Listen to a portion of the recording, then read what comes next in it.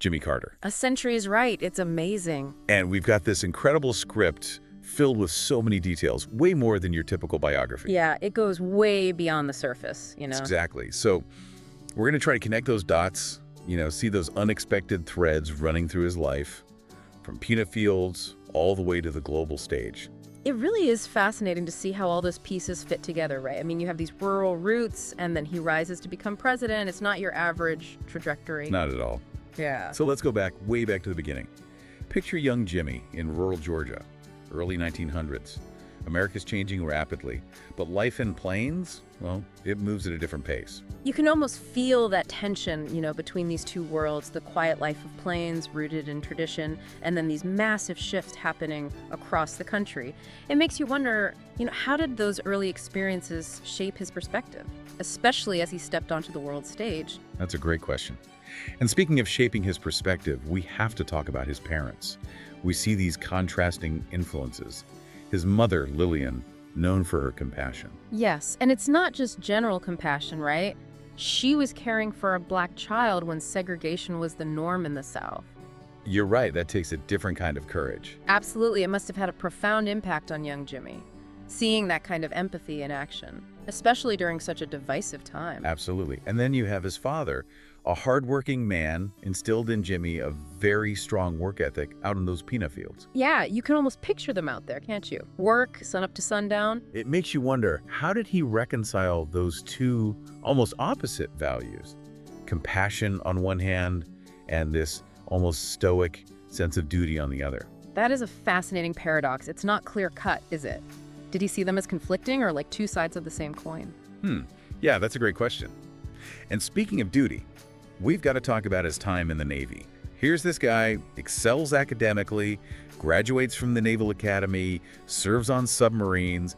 I mean, that sounds like a clear path, towards a successful military career. It does, doesn't it? Very straightforward. But then he makes a pivotal decision to return to planes after his father's death. Some might see it as, like a step back, a missed opportunity. It's easy to think that for sure. What do you make of that choice?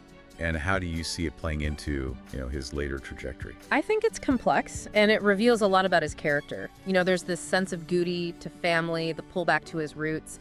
But on the other hand, I don't think his ambition just vanishes. It gets channeled in a different direction, towards politics. Interesting. Okay, so we've got this foundation, right? Yeah. Small town upbringing, contrasting parental influences, military service, and then he returns to planes. And that's where his political ambitions take root. Right. It's not your typical path to the White House, that's for sure. Not at all. And I think that's what makes it so compelling, It challenges our assumptions about what shapes a leader. Absolutely. You don't necessarily need that privileged background or a straight shot to the top.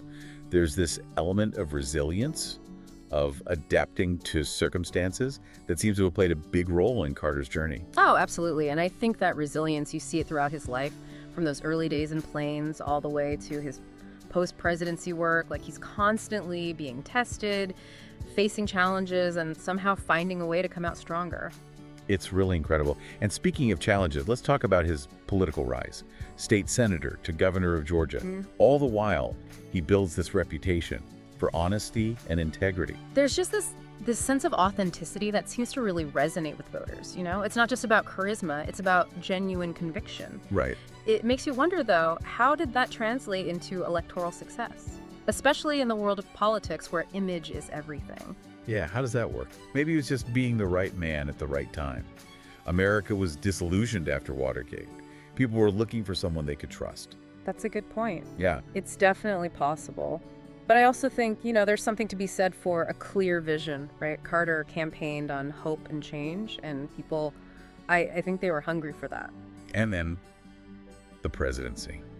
The script really emphasizes, the weight of those years, the sheer magnitude of the issues he faced. We all know about the Camp David Accords.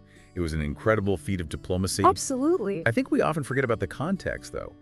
America was still reeling from Vietnam. There was an energy crisis. Inflation was, through the roof. It was a tumultuous time, no doubt about it. Domestically, internationally, it was just chaos. The Cold War was still raging. You had conflicts erupting all over the globe. And yet, Carter manages to broker a peace treaty between Israel and Egypt. It's pretty amazing when you think about it. Two nations locked in conflict for decades. Yeah, it's an achievement that still resonates today. It does. But it wasn't all smooth sailing, was it? I mean, there were setbacks, criticisms, and ultimately he loses his re-election bid. Absolutely. And I think it's important to acknowledge those challenges, because they add another layer to his story. It's not just about the triumphs, it's about how he navigated those difficult moments, Right. how he learned from those setbacks. Because it seems like those experiences, the good and the bad, the successes and the failures, they shaped his post-presidency years. And that's where we really see him come into his own. I agree. There's this sense of purpose that emerges, like he's found his true calling after leaving the White House. Yeah, and it's not about clinging to power or the limelight. It's about rolling up his sleeves and getting to work on issues that matter to him. Whether it's building houses with Habitat for Humanity or mediating conflicts in some, really tough places, there's a humility there, a genuine desire to make a difference that's really striking. And that's what makes him so intriguing. He defies easy categorization. You can't just put him in a box. He's this complex individual who's constantly evolving, learning, adapting. It's like he shifts gears, finds a different way to lead after the presidency, not bound by the constraints of office anymore. Yeah, it's like he's free to pursue his passions without the weight of, those political expectations. And those passions take him to some really unexpected places.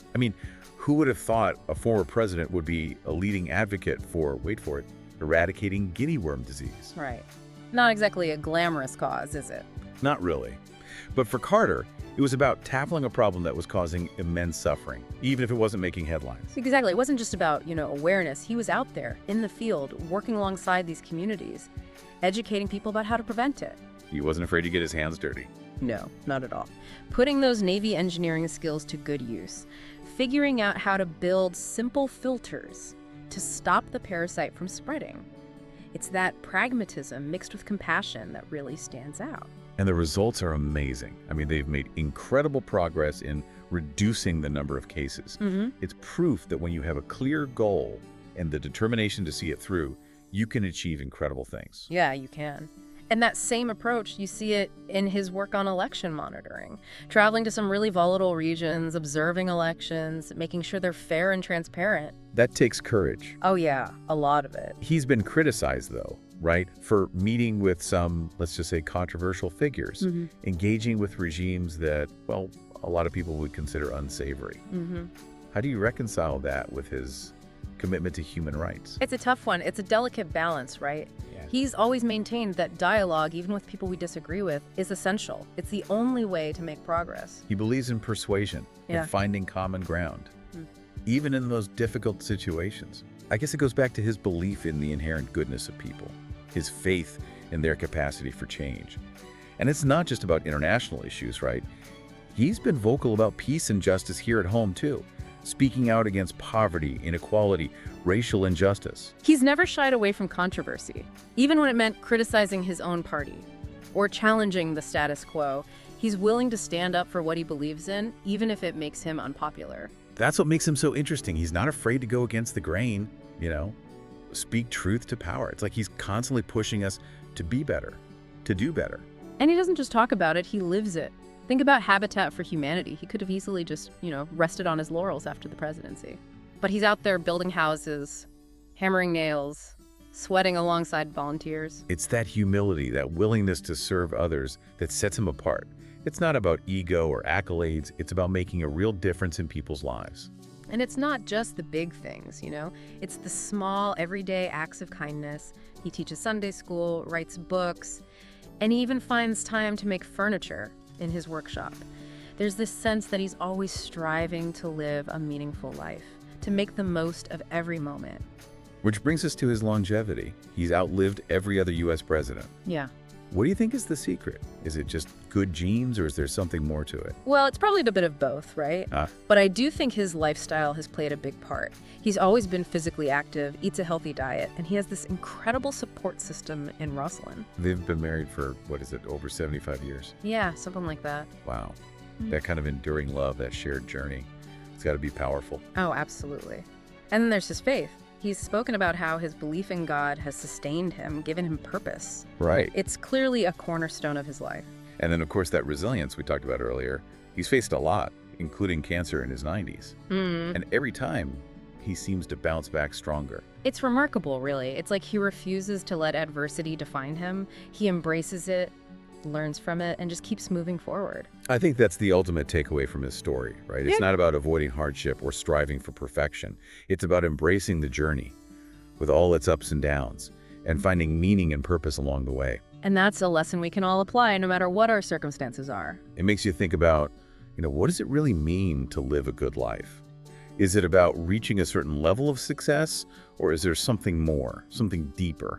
It's a big question, and I think Carter's story really forces us to confront it. It's not just about those outward achievements, the Nobel Peace Prize, the Presidential Medal of Freedom. It's about the impact he's had on people's lives, the lives he's touched, the causes he's championed. Yeah, it's like his legacy. It's woven into all these different stories around the world.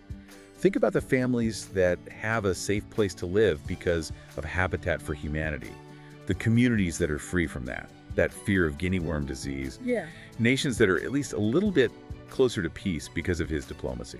It's hard to measure, Yeah. his legacy. It's not about statistics. It's about that ripple effect, the inspiration he's given other people to go out and make a difference in their own way.